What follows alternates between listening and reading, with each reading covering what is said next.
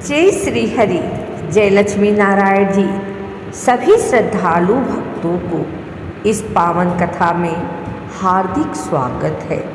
आज हम सुनेंगे कामदा एकादशी व्रत की पवित्र कथा, जो सभी पापों का नाश करने वाली और सभी मनोकामनाओं को पूर्ण करने वाली है। भगवान विष्णु जी की कृपा से यह कथा आरंभ करते हैं। प्राचीन समय की बात है। भोगीपुर नामक नगर में पुंडरीक नाम का एक राजा राज्य करता था। भक्तन के संकट हरन मंगल कारण राम, हरि कृपा बिनु मिलत नहीं जीवन में विश्राम। उस राज्य में ललित और ललिता नाम के एक गंधर्व दंपत्ति रहते थे। दोनों एक दूसरे से अत्यंत प्रेम करते थे। एक दिन राजा के दरबार में नृत्य और गायन का आयोजन था।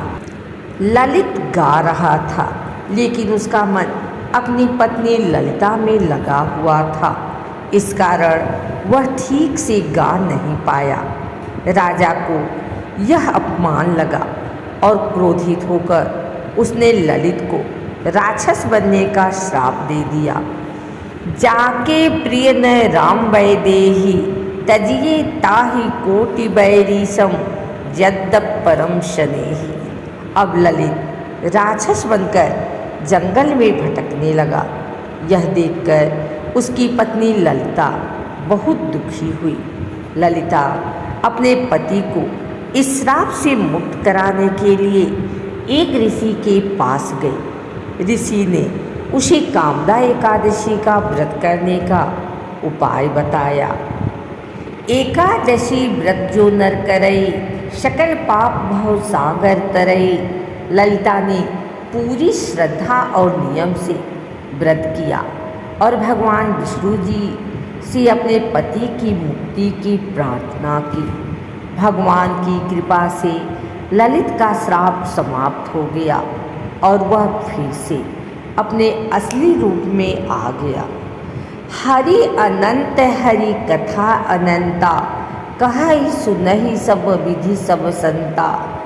इस कथा से हमें यह सीख मिलती है कि कामदा एकादशी का व्रत करने से सभी पाप नष्ट होते हैं और मनोकामनाएं पूर्ण होती है।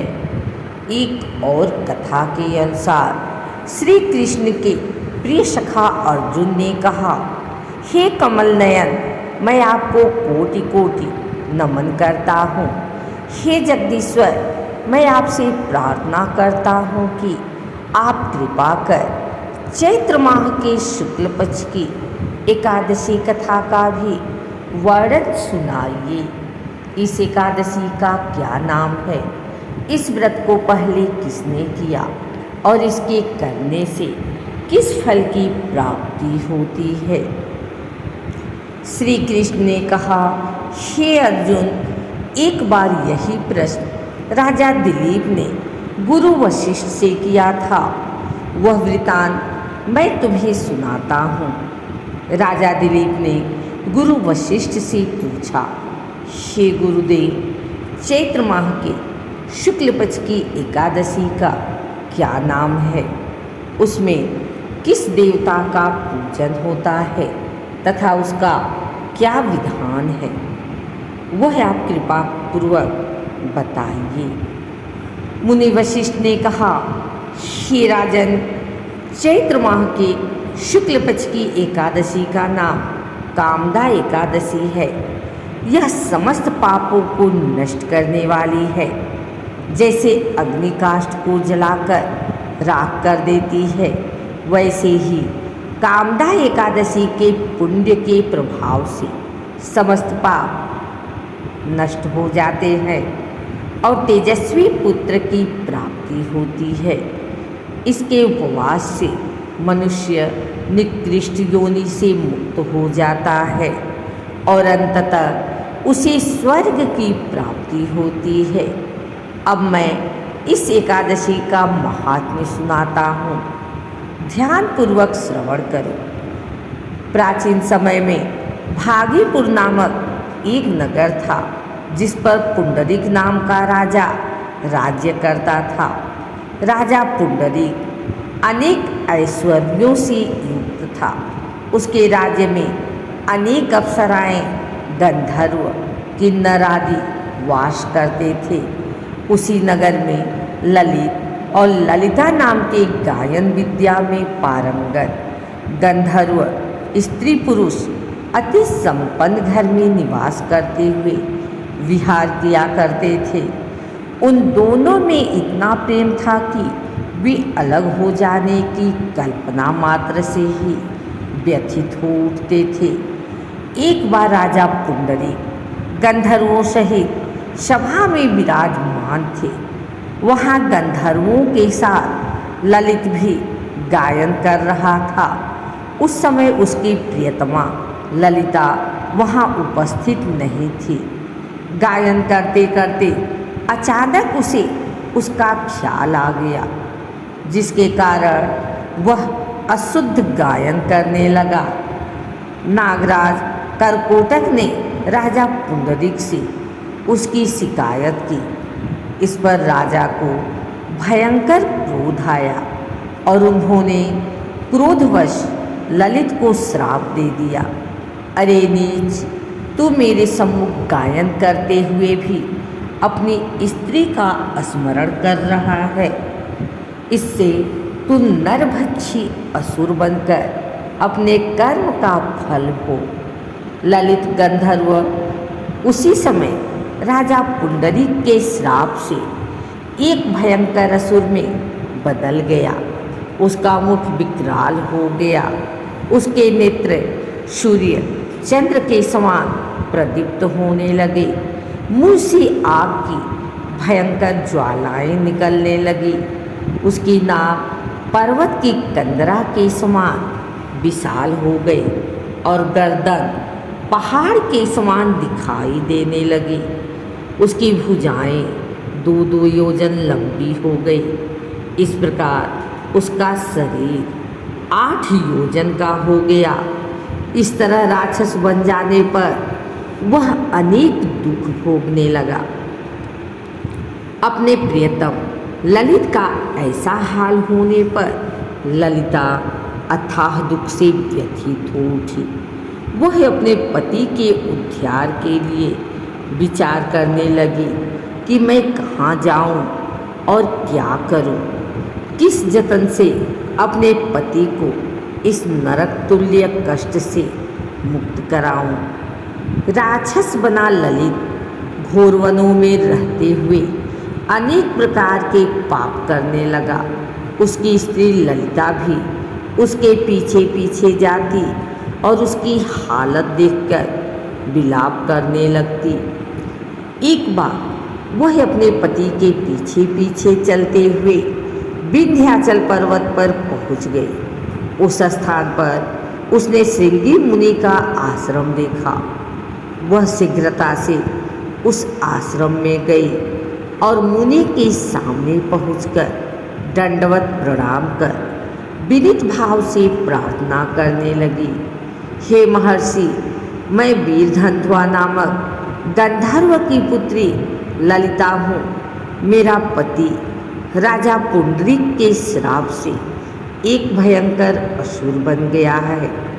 उससे मुझे अपार दुख हो रहा है। अपने पति के कष्ट के कारण मैं बहुत दुखी हूँ। हे मुनि श्रेष्ठ, कृपा करके आप उसे राक्षस योनि से मुक्ति का कोई उत्तम उपाय बताएं। समस्त वृत्तांत सुनकर मुनि श्रृंगी ने कहा, हे पुत्री, चैत्र माह के शुक्ल पक्ष की एकादशी का नाम कामदा एकादशी है। उसके व्रत करने से प्राणी के सभी मनोरथ शीघ्र ही पूर्ण हो जाते हैं। यदि तू उसके व्रत के पुण्य को अपने पति को देगी तो वह सहज ही राक्षस योनि से मुक्त हो जाएगा और राजा का श्राप शांत हो जाएगा। ऋषि के कहे अनुसार ललिता ने श्रद्धापूर्वक व्रत किया और द्वादशी के दिन ब्राह्मणों के समक्ष अपने व्रत का फल अपने पति को दे दिया और ईश्वर से प्रार्थना करने लगी, हे प्रभु, मैंने जो यह उपवास किया है उसका फल मेरे पति देव को मिले, जिससे उनकी राक्षस योनि से शीघ्र ही मुक्ति हो। एकादशी का फल देते ही उसका पति राक्षस योनि से मुक्त हो गया और अपने दिव्य स्वरूप को प्राप्त हुआ। वह अनेक सुंदर वस्त्रों तथा आभूषणों से अलंकृत होकर पहले की भांति ललिता के साथ विहार करने लगा। कामदा एकादशी के प्रभाव से वह पहले की भांति सुंदर हो गया और मृत्यु के बाद दोनों पुष्पक विमान पर बैठकर विष्णुलोक को चले गए। हे अर्जुन, इस उपवास को विधान पूर्वक करने से सभी पाप नष्ट हो जाते हैं। इस व्रत के पुण्य से मनुष्य रक्त बहाव के पाप और राक्षस आदि योनि से मुक्त हो जाते हैं। संसार में इससे उत्तम दूसरा कोई व्रत नहीं है। इसकी कथा व महात्म्य के श्रवण व पठन से अनंत फलों की प्राप्ति होती है। प्राणी अपने सुखों का चिंतन करे, यह बुरा नहीं है, किंतु समय असमय ऐसा चिंतन प्राणी को उसके दायित्वों से विमुक्त कर देता है, जिससे उसे भयंकर कष्ट भोगने पड़ते हैं।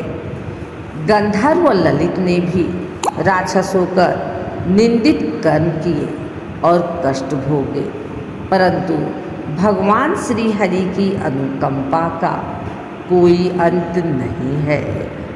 हे भगवान विष्णु जी, जैसे आपने ललिता की भक्ति से प्रसन्न होकर उसके पति को मुक्त किया, वैसे ही हमारे जीवन के सभी दुखों और कष्टों को दूर करें। अगर आपको यह कथा पसंद आई हो तो जय श्री हरि जरूर लिखें और इस पावन कथा को अधिक से अधिक शेयर करें। जय श्री विष्णु भगवान, जय लक्ष्मी माता की।